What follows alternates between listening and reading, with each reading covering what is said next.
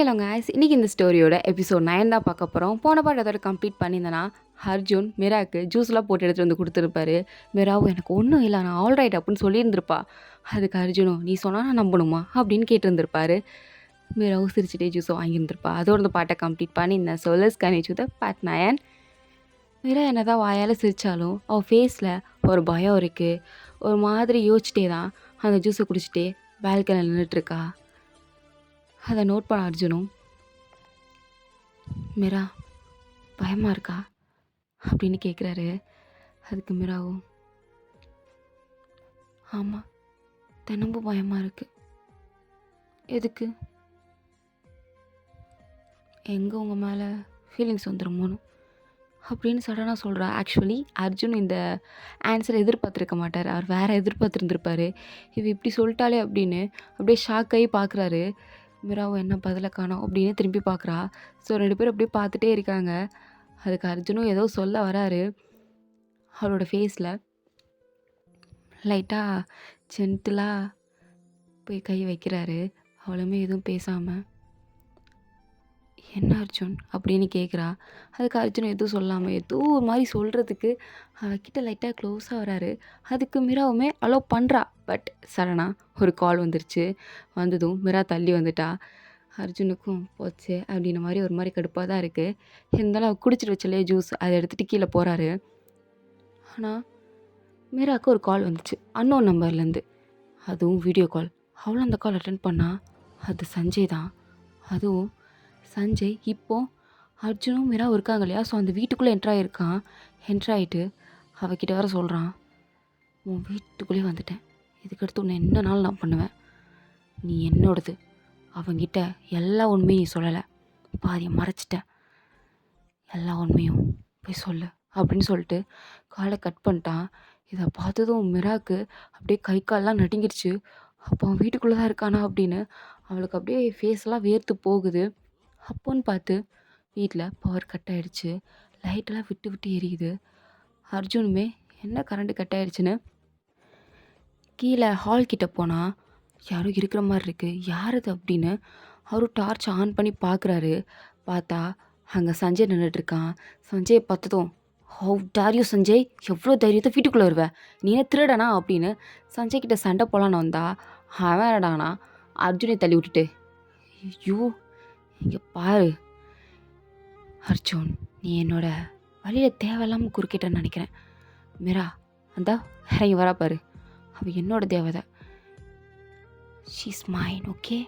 நீ தேவையில்லாமல் எங்கள் 2 பேர் வாழ்க்கைக்குள்ளே வந்து ஏதோ கண்ட கருமத்தெல்லாம் பண்ணிகிட்ருக்கேன்னு நினைக்கிறேன். ஸோ தயவு செஞ்சு போயிரு என்ன, மிரா என்னோடது அப்படின்னு அர்ஜுன் சாரி சஞ்சய் சொல்கிறான். அர்ஜுன் அதை கேட்டு சும்மாவாக இருப்பான்.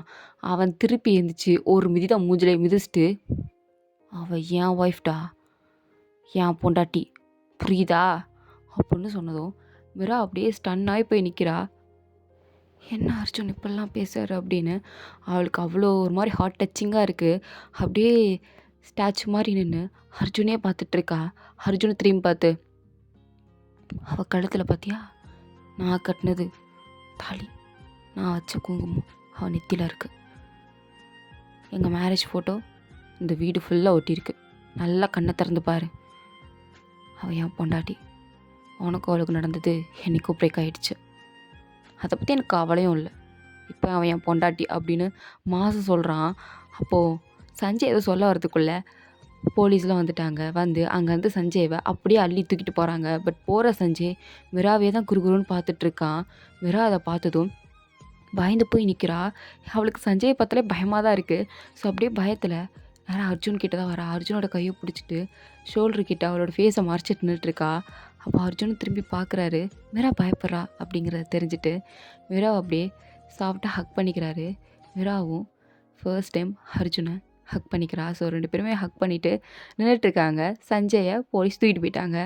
அப்போ அர்ஜுன் சொல்கிறாரு மிரா கிட்ட, நீ இனிமேல் ஃபீல் பண்ண வேண்டாம், நீ எனக்கு கல்யாணம் பண்ணிக்கிட்டது, எனக்கு கல்யாணம் பண்ணிக்கிட்டா இவங்கிட்ட தப்பிக்கலாம் தானே, நான் ப்ராமிஸ் பண்ணுறேன், நான் கண்டிப்பாக உன் கூட இருப்பேன், அவனை உங்ககிட்ட நெருங்க விட மாட்டேன், லைஃப் லாங் நீ அவனை இதுக்கடுத்து பார்க்க மாட்டேன், நீ சேஃபாக இருப்ப, அப்படின்னு என்னென்னமோ பேசுகிறாரு. மீராக்கா, எனக்கு உண்மையாகவே பயமாக இருக்கு அர்ஜுன். எங்கே நான் உன்னை லவ் பண்ணிடுவேணும்னு. பட் அப்படி நடந்தா நீங்கள் ரொம்ப ஹர்ட் ஆவீங்க, ரொம்ப ஹர்ட் ஆவீங்க அப்படின்னு அவள் ஃபீல் பண்ணுறா. சேம் டைம் அவள் இவ்வளோனா ரொம்ப பயந்துருப்பா இல்லையா? ஸோ லைட்டாக செஸ்ட் பெயின் வேறு.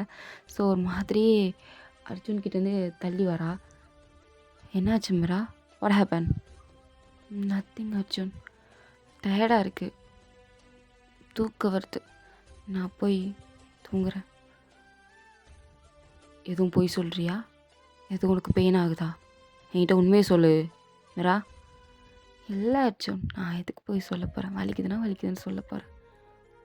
எனிவே உங்கள் ஜூஸ் ரொம்ப நல்லா இருந்துச்சு, தேங்க்ஸ் அப்படின்னு சொல்லிட்டு அங்கேருந்து ரூமில் போய் படுத்துட்டா.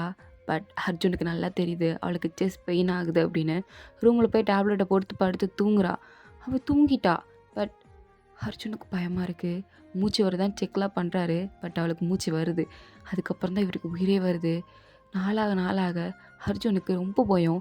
எங்கே மீரா தன்னை விட்டு போயிடுவாளோ அப்படின்ற பயம் அவருக்கு அதிகமாகிட்டே தான் போகுது. ஸோ மீரா எத்தனால ஒரு டாக்டர்கிட்ட செக் பண்ணிட்டு இருந்திருப்பா அவளோட கண்டிஷனை. ஸோ அந்த டாக்டரை போய் மீட் பண்ணுறாரு.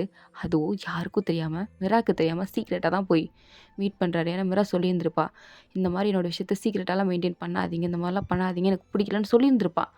பட் இந்த டைம் அர்ஜுன் அவள் சொன்னது எல்லாத்தையும் தாண்டி இப்போ இந்த டாக்டரை போய் மீட் பண்ணுறாரு. மீட் பண்ணி மீராவை பற்றி கேட்குறாரு, அவளோட கண்டிஷன் எப்படி இருக்குது டாக்டர்னு. லிசன் அர்ஜுன், உங்ககிட்ட நான் ஃபேராக சொல்கிறேன் எல்லாத்தையும். பிகாஸ் நான் இதை மீரா கிட்ட சொல்லி சொல்லி அழுத்து போயிட்டேன். அவள் என்ன சொன்னாலும் அழுகிறா. இல்லை டாக்டர், யார்கிட்டையும் சொல்லாதீங்க, நானே பார்த்துக்கிறேன், ஐ வில் மேனேஜ் அப்படின்னே சொல்கிறான். அது எனக்கு சரியாக பல்ல, ஸோ உங்ககிட்ட சொல்கிறேன் அப்படின்னு. மீராவோட கண்டிஷன் நாளாக நாளாக ரொம்ப மோசமாயிட்டே போகுது. எப்படியோ போயிட்டு இருந்துச்சுன்னா 1 month or 2 month அல்லது ஒரு 6 மாதம் மீரா செத்துருவா. பட் அது வரைக்கும் அவளுக்கு அடிக்கடி பெயின் வரும், மயக்கம் போட்டு விழுவா. அந்த பெயின் ரொம்ப பயங்கரமாக வலிக்கும், தாங்கிக்கவே முடியாது. அதுவும் டேப்லெட் பால்லாம் சுத்தம். சாக மாட்டாங்க, ஆனால் வலி ரொம்ப அதிகமாக இருக்கும். என்ன டாக்டர் சொல்கிறீங்க? இதுதான் உண்மை அர்ஜுன். அவளுக்கு தின தினம் வலி இருந்துகிட்டே தான் இருக்கும். அவள் சீக்கிரமாக இது எல்லாத்தையும் ஓவர் கம் பண்ணி வரணும். சர்ஜரி பண்ணால் இது பாசிபிள் இருக்கா? உயிர் வாழ்கிறது எவ்வளோ சான்ஸ் இருக்குது டாக்டர்? சான்ஸ் இருக்குது. ஆப்ரேஷன் பண்ணால் அவளால் உயிர் பிழைக்க முடியும்னு சான்ஸ் இருக்குது. பட் என்னால் கேரண்டி கொடுக்க முடியாது மீராவோட உயிருக்கு அப்படின்னு சொன்னதும் அர்ஜுனுக்கு நல்லா புரிஞ்சிருச்சு. எப்படி பார்த்தாலும் வாழ்வா சாவான்ற போராட்டம் தான் அப்படின்னு அர்ஜுனுக்கு புரிஞ்சதும் தேங்க்ஸ் டாக்டர் அப்படின்னு அங்கேருந்து வெளில வராரு. அவருக்கு சுத்தமாக புரியலை, மீராவை நம்ம இதுக்கடுத்து எப்படி பார்த்துக்க போகிறோம், அவளுக்கு எப்படி ஆப்ரேஷன் பண்ண வைக்க போகிறோம் அப்படின்னு ஒரு பிளானும் இல்லை. மண்டையெல்லாம் குழம்புது. பட் அவரோட மைண்டில் இப்போதைக்கு இருக்கிறது மீராவை ஹாப்பியாக வச்சுக்கணும், அவள் இருக்கிற வரைக்கும் சந்தோஷமாக இருக்கணும், அவளுக்கு ஸ்ட்ரெஸ் டிப்ரெஷன் எதுவும் வரக்கூடாது. இத்தனை நாள் சஞ்சீவால் கஷ்டப்பட்டா, இதுக்கடுத்து நம்ம கூட அவள் ஹாப்பியாக வாழணும் அப்படின்னு அவளை ஷாப்பிங்லாம் திடீர்னு கூட்டிகிட்டு வந்திருக்காரு. அதுவும் ஈவினிங் டைமில். மீராக்கா அப்படியே சர்ப்ரைஸ் ஆகி, கான்ட்ராக்ட் ஹஸ்பண்ட் உங்களுக்கு என்னாச்சு, ஏன் இப்படிலாம் நடந்துட்டு இருக்கீங்க, எனக்கு சர்ப்ரைஸ்லாம் கொடுக்குறீங்க அப்படின்னு வந்து கேட்குறா. அதுக்கு அர்ஜுனும், ஏன்னா கான்ட்ராக்ட் ஹஸ்பண்டுக்கு போர் அடிக்குது, மீராவை ஹாப்பியாக வச்சுக்கணும்னு தோணுது, அதான் கூட்டிகிட்டு வந்திருக்கேன் அப்படின்னு சொன்னதும் அவளும் சிரிச்சுட்டு ஷாப்பிங்லாம் அவளுக்கு தேவையானதெல்லாம் வாங்குறா. அர்ஜுனும் அவளுக்கு நிறைய ட்ரெஸ்ஸெல்லாம் வாங்கி கொடுக்குறாரு. பார்லர்லாம் கூட்டிகிட்டு போய் அவளுக்கு ஹேர் கட்டு மேக்கப்லாம் போடுறாரு. அவளா எனக்கு இந்த பிடிக்கல, முடியெல்லாம் வெட்டாதீங்க அப்படின்னு சொல்லிட்டு இருக்கா. அர்ஜுன் லைட்டாக வெட்டிக்கோ, அழகாக இருப்ப அப்படின்றான். அதெல்லாம் வேண்டாம், நீங்கள் வேணால் வெட்டிக்கோங்க அப்படின்னு 2 பேரும் சண்டையெல்லாம் போடுறாங்க. ஐஸ்கிரீம்லாம் 2 பேரும் ஒன்றா வாங்கி சாப்பிட்றாங்க. மீராக்கு இதெல்லாம் ரொம்ப ஜாலியாக இருக்குது. இல்லை அர்ஜுன் வேற கம் வித் மீ, நம்ம 2 பேர் செல்ஃபி எடுத்துக்கலாம் அப்படின்னு செல்ஃபி எடுத்துக்கிறாங்க. இல்லை ரோட்டில் ஒருத்தர் போகிறாரு, அவர்கிட்ட வர ஃபோனை கொடுத்து எங்கள் 2 பேர் செல்ஃபி எடுங்க அப்படின்னு 2 பேர் செல்ஃபியில் அழகாக சீஸ்ன்னு சொல்லிட்டு சிரிச்சிட்டு, அந்த மாதிரி இந்த நாய் இமோஜி, ஸ்பைடர்மேன் இமோஜிலாம் வரும் இல்லையா, ஸோ அதெல்லாம் வச்சு க்யூட்டாக ஸ்னாப்பில் கூட செல்ஃபி எடுத்துகிட்டு இருக்காங்க. 2 பேரும் பயங்கர ஜாலியாக இருக்காங்க. அப்போ தான் அர்ஜுன், இரு நான் போய் கார் எடுத்துகிட்டு வரேன் அப்படின்னு சொல்லி போயிருப்பார். அப்போ ராகுல் வரான். வந்து மீரா கிட்ட சீக்ரெட்டா, மீரா அர்ஜுன் டாக்டரை போய் மீட் பண்ணியிருக்கான். என்ன சொல்கிற, நிஜமாவா? ஆமாம், டாக்டர் போய் மீட் பண்ணியிருக்கான். டாக்டர் எல்லாத்தையும் அவங்ககிட்ட சொல்லிட்டாரு. ஸோ அதனால தான் அவன் இப்படி இருக்கான்னு நினைக்கிறேன் அப்புடின்னு ராகுல் சொல்லிட்டு போயிட்டான். இதை கேட்டதும் மிராக்கு அவ்வளோ கோவம். நான் சொன்னதையும் தாண்டி இவர் போய் டாக்டரை போய் பார்த்துருக்காரா அப்படின்ற ஒரு பயங்கர கோவம். இல்லை ராகுல் வேறு நல்லா ஏற்றி விட்டு போயிருந்திருப்பான். நீ சொல்கிறதே கேட்க மாட்டேங்கிறாரு, இவரையும் அப்படி கல்யாணம் பண்ணிக்கிட்டு அப்படின்னு வேறு சொல்லி போயிருந்திருப்பான். அதெல்லாம் நினச்சிட்டே தான் காரில் வந்துட்டுருக்கா. வீட்டுக்கு வந்தது கத்துறா. எதுக்கு நீங்கள் போய் என்னை கேட்காம டாக்டரை போய் மீட் பண்ணீங்க? உங்களை யார் மீட் பண்ண சொன்னா? இங்கே பாருங்கள் அர்ஜுன், தயவு செஞ்சு இப்படிலாம் பண்ணாதீங்க. ஏன் இப்படிலாம் பண்ணுறீங்க? பிகாஸ் உன் மேலே எனக்கு கேர் இருக்குது. ஏன் கேர் இருக்கணும்? ஏன்னா நீங்கள் லவ் பண்ணுறீங்களா? அப்படி லவ் பண்ணுறதா இருந்தால் தயவு செஞ்சு ப்ளீஸ் லவ் பண்ணாதீங்க, என்னை லவ் பண்ணாதீங்க அப்படின்னு சொல்லிட்டு அங்கேருந்து போகிறா. அப்போ அர்ஜுன் மிராவோட கையை பிடிச்சி இழுக்கிறாரு. மிராவும் திரும்பி பார்த்து என்ன அப்படின்னு கேட்குறா. லைட் ஆகிடுச்சு மிரா. என்ன லைட் ஆகிடுச்சு? ஏன்னா நான் உன்னை ஆல்ரெடி லவ் பண்ணிட்டேனே அப்படின்னு சொல்கிறாரு. கன்ஃபஸ் பண்ணிட்டாரு. மிரா இதை கேட்டதும் அப்படியே ஷாக் ஆகி போய் ஃப்ரீஸ் ஆகி நிற்கிறா.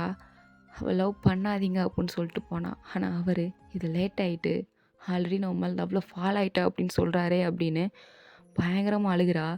அவளால் இதை தாங்கிக்கவும் முடியல. இவர் இப்படி சொல்லுவார் அப்படிங்கிறத அவள் சத்தியமாக எக்ஸ்பெக்ட் பண்ணல. பட் அர்ஜுன் ஸ்டில் மிராவோட கையை பிடிச்சி அழுகிறாரு. ரொம்ப லேட் ஆகிடுச்சு மிரா.